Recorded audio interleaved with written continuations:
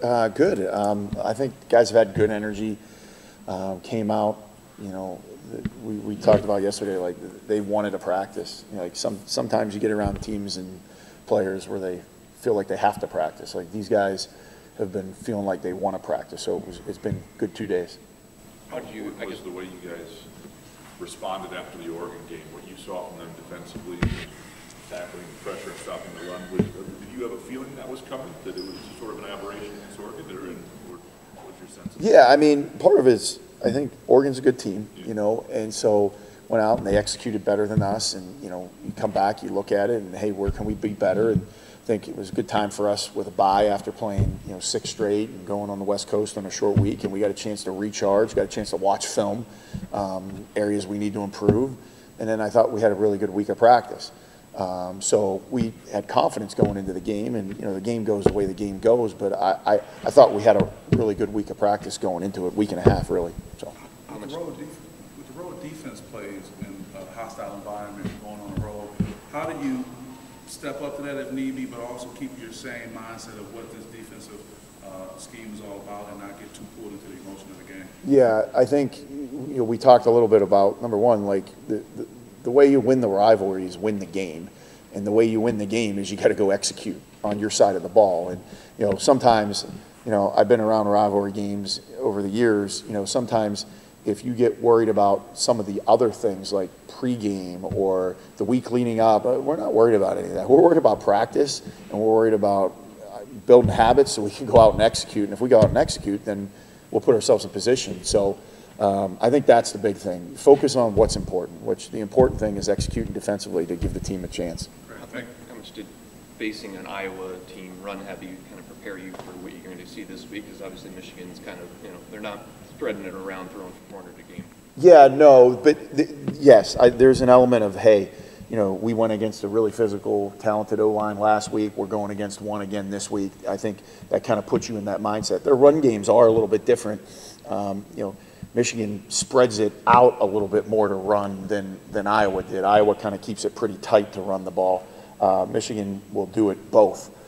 So there is a little bit of difference there. But I think in terms of just being physical and have to tackle, you know, I think it does put you back-to-back games in a similar mindset. From your time in Minnesota, how much does the Brown Jet game maybe prepare you as a coach for maybe controlling and reining in some emotions that come in the rivalry game? Yeah. How critical is that from your standpoint with making sure guys fight to the whistle on through it? Yeah, I think just being honest to your question, like that game probably wasn't, because we played them every couple years and it kind of lost its luster. You know, we had those other ones, you know, against Wisconsin and Iowa. So those ones are probably a little more similar to what goes on here. But yeah, I think what I started to the question that was asked was like, what is our goal? Our goal is to win. What is our role? Our role is to limit points and get the ball back for the offense. So if we keep focusing on that, you know, then we'll do what we need to do to get ready for the game, for your question. And I have seen guys, sometimes they get caught up in the emotions and they get caught up in some of the other things. This group's pretty mature, and I think we're going to focus on, you know, practicing hard. They haven't named a starter. Sharon, I think, said he thinks it might be Jack Tuttle. One, have you ever, I don't know, I couldn't remember, have you faced Tuttle before? And two, what is it, when there is a little uncertainty at quarterback, what does that do defensively? We might have. The last time this happened was Indiana in 2021. And they had played like 3 or 4 quarterbacks that year. Northwestern's had some years where they've had like 3, 4 quarterbacks. So we've been through this before a little bit. I think they all have some different strengths and weaknesses and different skill sets. I think they've all, at various times during the year, have moved the ball and scored points. So, you know, we've got to have the mindset of we could see any of them, and we've got to have an answer for the things that they present. So we don't expect to know. We'll kind of see when we get there. And we may even see some different packages. I would expect packages. You know, if it is Tuttle, I'd expect to see 10 in the game running the ball. And so those are things that we all have to be prepared for. Do you prepare for the true freshman who hasn't played yet? I mean, you prepare for them by preparing for their offense. You know, it's he hasn't been, on film, and you haven't had a chance to see him. If he comes in, what are they going to do? They're going to run their offense, and they're going to run those plays. And, they may tailor some things to him, but, we kind of put our focus on the guys that we've seen on film and have seen in games. How do you handle Loveland? Yeah, I mean, he's a really good player. I mean, you got to know where he's at all times. I think there's some things from a schematic standpoint. There's some things from a personnel standpoint, but I think it all starts with where is he? And because is he detached? Is he attached? Is he in the backfield? Like, they move him around, they put him in a bunch of different spots, and I think they do a really good job of featuring him and getting the ball. So it starts with where is he? What is the situation in terms of down and distance? And then there's some schematic things and personnel things. Coming off of Oregon, where things obviously didn't go your way in the end result, but the first half, especially against that, I don't think they got a first down into the second quarter. Getting those 3 and outs, how much confidence were you guys building as a defense to carry into next week? Yeah, I think it was good to come out and start fast. In a game, homecoming at home, I think, getting a chance to start fast gives you confidence. But I actually just talked to the guys out there, like, at the end of practice, there's going to be games where you start fast, there's going to be games where you don't, but you get to decide what it goes to. Like, there's been times where good defense, if it doesn't start well, they'll get it to go well, and if you do start it fast, you got to be able to maintain that through, and when the team responds, you got to be able to take the punches and come back. We talked about that last week. I said, just so you know, that it ain't going to go like the first half and the second half. I'm just telling you, I've been around football for 24 years. They're going to come back, and there's going to be a pushback. And what's our response to the pushback? So there's ebbs and flows in a football game. Coach Smith says it all the time. They're long games. They might start one way and finish a completely different way. So we got to stay mentally sharp and focused on the task at hand. I think John said you guys used 17 guys in the front seven. Yeah. And it was early on in the rotation. I guess how does that maybe benefit all those guys in terms of not just physical freshness, but the mental freshness and the ability to kind of, I guess, know that they're part of it? Yeah, I think it's valuable in 3 ways. I mean, one, in the game, you're keeping guys fresh. 2, I think you go through the long haul of a Big Ten schedule, like, you're playing more people, you're putting less wear and tear on bodies. And then 3, guys feel invested. Like, when you feel like you're not playing, like, your investment level is naturally going to be a little lower. Nothing, it's just human nature. So when 17 guys played in the front 7, like, those guys are invested during the week in the film sessions and the meetings and practice. So I think there's nothing but positive. Now we're in a position where we have the ability to do that. If guys don't deserve to be in, then we're not just going to put guys on the field. So it's a testament to the guys.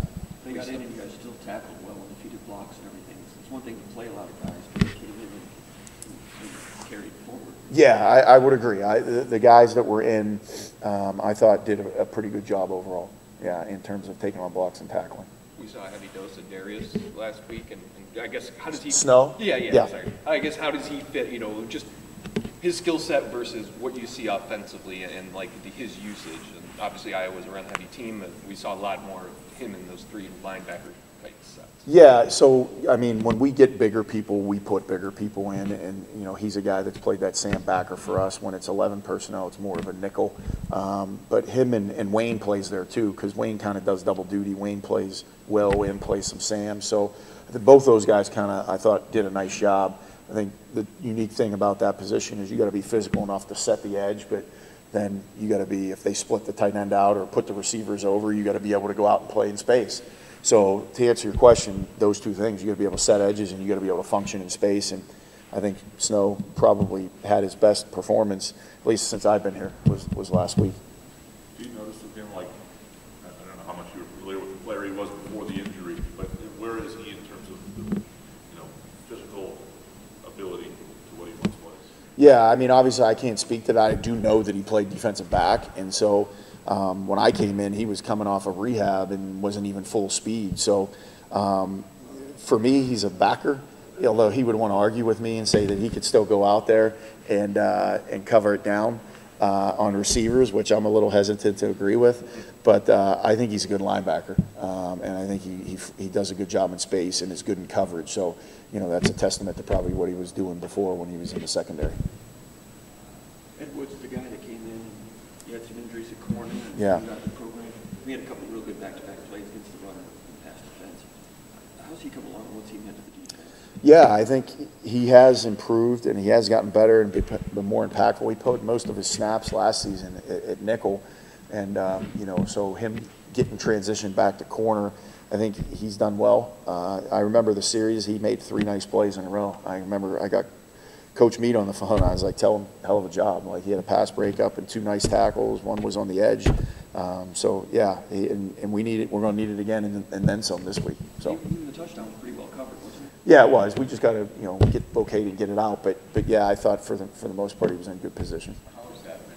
You talked about the 17 guys in front. You've really been kind of anchored and tethered to those 4 guys plus throws. Yeah. And that defensive back though with the injury, how have they kind of sustained it? How big was the bye? It was very big. And the other thing is, I mean, we rep a lot of guys in practice. And so, yeah, I mean, that position we kind of, as you know, in the first 2 or 3 games, we lost, you know, a bunch of guys, and that's football, you know. So those guys have been toeing the load. We've gotten other guys in here and there, and those guys are working and prepping hard during the week. If their number's called, I'm confident in them. How important is it using that chain of command you just described? You called Coach Mead, told him to tell the player about the play, just to get that information. Now, how important is it to get that encouragement out when you see stuff like that?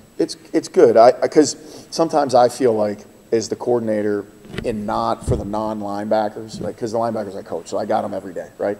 So for the other guys, you know, it's just kind of me in the unit meeting, or, you know, when we're out there at practice. So I try to go out of my way, if they do something well, to point it out and get it to them, just because, you know, for the other positions, because I don't have the relationship and the time that I spend with them as I do with the backers. So I think it's important, you know, when guys do well, tell them they're doing well, because we're big about, we're just going to tell you the truth. Like, if you're not doing well, we're going to tell you, right? And if you do well, we're going to tell you, you know. And I think that kind of keeps a little bit of the sting away. Like, just like, you got to understand, we're just giving you the facts. And if the facts are you're doing well, we're going to tell you that. And if they're not, we're going to tell you that too. It's not personal. And so that's kind of how we try to do it.